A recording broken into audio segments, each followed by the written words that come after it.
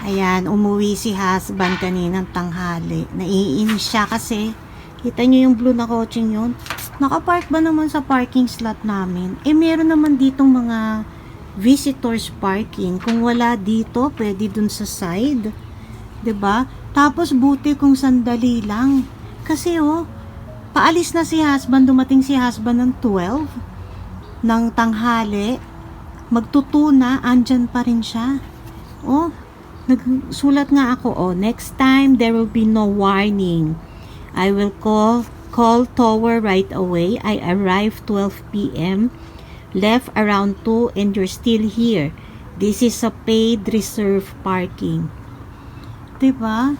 Ang nakakainis kasi syempre nagbabayad kami tapos buti kung sandali lang. Kanina pa siya dyan. Ayan dami naman dyan sa tabi-tabi. May parking. O kaya sana sinisilip niya, 'di ba? Bawa silipin niya. Baka mamaya kung kanina walang parking sa side, teka sisilipin ko baka meron na kasi 2 oras na siya nandito. 'Di ba? Unfair naman 'yon sa mga residents kasi nagbabayad kami tapos ayan, 'di ba? Shame. Tinanong niya sa office, syempre hindi naman alam sa office 'yon. So, gumawa na siya ng letter kanina. Nilagay doon, wala pa rin yung balis na hindi ko napansin. Hindi na nasulat nabigay ni husband yung sulat, di na nalagay sa car. Saan kaya yung walang niyang yun? Baka lumipat lang yan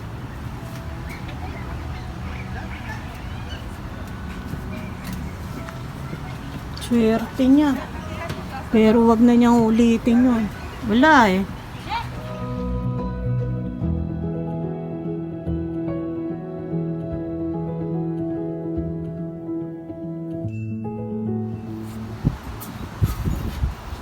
Ay, nakakita ako ng mga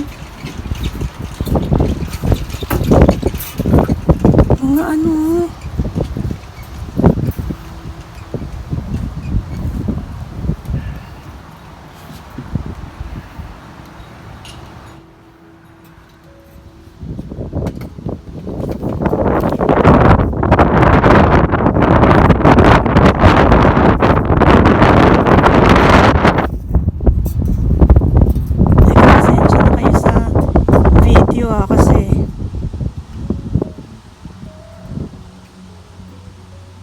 wow, pasensya na po, hinahawakan ko ang aking damit at masyadong mahangin.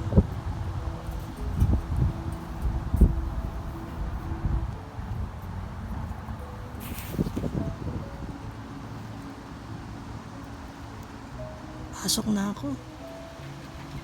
Bumalik ako malabo kasi madilim pa ba't ganun ang pangit ang aking phone?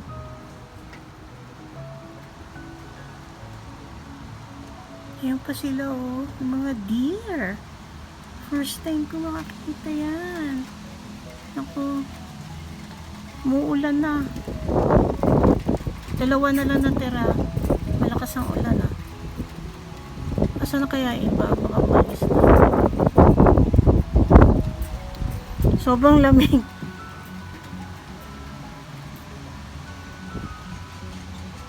Ano ngayon? September, nga ba? Basta Thursday na.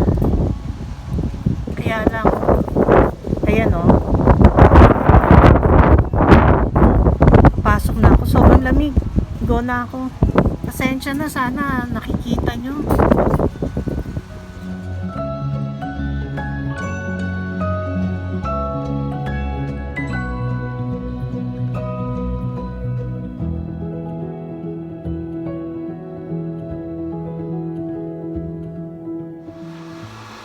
Nakakain na kami. Si husband kumain ng Popeyes. Tapos ginawan ko siya ng gravy, mushroom gravy. Tapos bali dinner namin to. Tapos nagluto ako ng gulay, bali may tira akong kalabasa sa freezer. Hindi pala siya luto Tapos may blanch akong ampalaya sa freezer. Tapos nilagyan ko ng shrimp. And then may tira din akong zucchini sa fridge. So nilagay ko na, pinaghalo-halo ko na. Parang ginisa lang. Yun yung kinain ko. Tapos ngayon, ito yung kaninang binili ko sa Avenida. This is a different kind of Napoleon kasi yung gumagawa talagang Turkish siya. Tapos sabi niya gusto kasi niya creamy, which is okay naman, 'di ba? Kasi alam niyo na yung mga Napoleon para siyang hindi siya masyadong medyo dry, 'di ba? So this one, natikman ko na to kanina, pinatikim talaga niya ako. Very good talaga to. This is $10. Ang bigat talaga niya kasi talagang creamy siya, madami siyang nilagay, tapos na parang custard. Tapos papakita ko sa inyo pag meron pa nga akong isa pero hindi ko muna kakainin. Syempre, hindi ko rin naman ito mauubos. Pa konti-konti lang. Bali yung isa is honey cake, papakita ko sa inyo yon, baka bukas na. Ito siya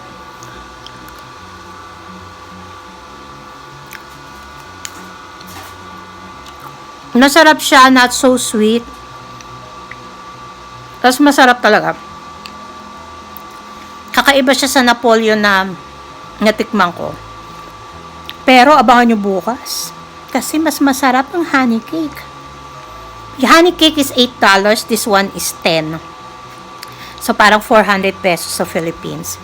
Ayun, so yun lang papakita ko sa inyo dito yung niluto ko na kalabasa.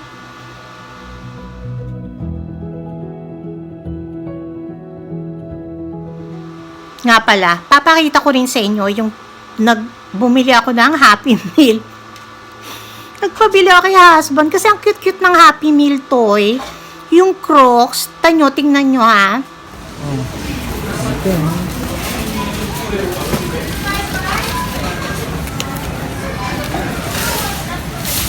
Teka, titina ko tama. Nuggets, 4 pieces. Ay, ito. Ano to? Yogurt. And fries. So, itapon lahat yan.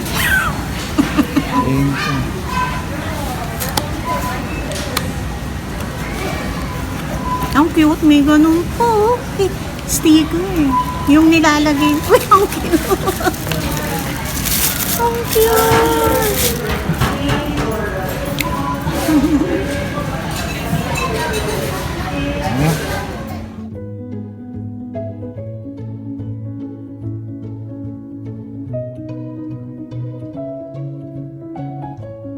Take a short video. Sorry. So, quality. It's mura pa. Sarap yun. Next time.